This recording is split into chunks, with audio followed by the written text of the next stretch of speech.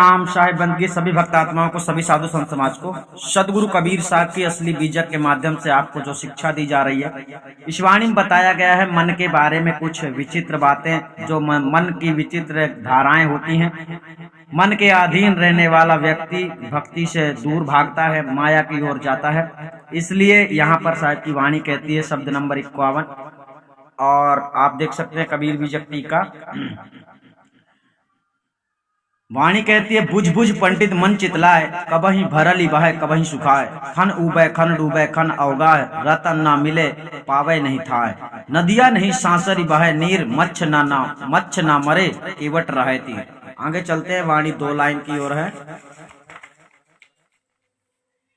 पोहकर नहीं बांधल तहाँ घाट, पुरई ना ही कमल महाबाट, कहाँ कबीर ये मन का धोखा, बैठा रहे चला चाहे चोखा। मन की लीला का वर्णन यहाँ पर ठीक से समझना। संसारी लोग कुछ और ही बताते हैं, लेकिन सदगुरु कबीर साहब के वाणी के आधार पर कुछ और ही इसका उत्तर है। आइए जानते हैं।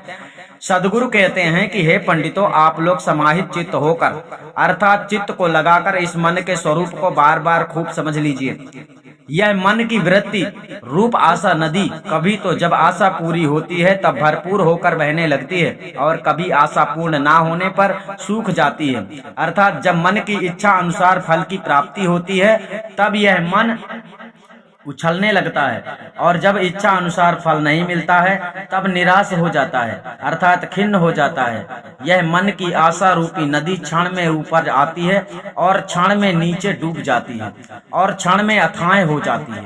परिणाम यह होता है कि इसमें अज्ञानियों को सत्य सुख तथा आत्मज्ञान रूपी रत्न नहीं मिलता है, और न मन रूपी नदी की किसी अज्ञानी को थाह ही मिलती है। अर्थात जो लोग मन के संकल्प विकल्प रूप आशा नदी की तरंगों में बहने लगते हैं, वे कभी इसमें तैरने लगते हैं, कभी डूब जाते हैं, और कभी यह नदी उनको अथाह प्रतीत होती है। इसकी थाह कोई पाता नहीं।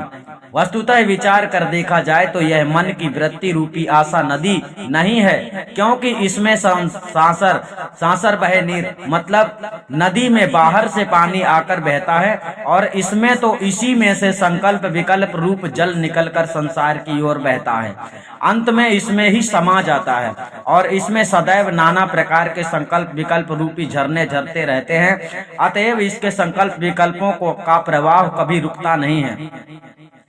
इस मन रूपी नदी में काम क्रोध और रागादि बड़े बड़े मच्छ मछलियां सदैव तैरते रहते हैं। वे अज्ञानी जीवों के मारने में नहीं आते हैं, क्योंकि नदी के जल का ज्ञाता अज्ञानी जीव रूप केवट उक्त नदी के किनारे ही बैठा रहता है। वह उस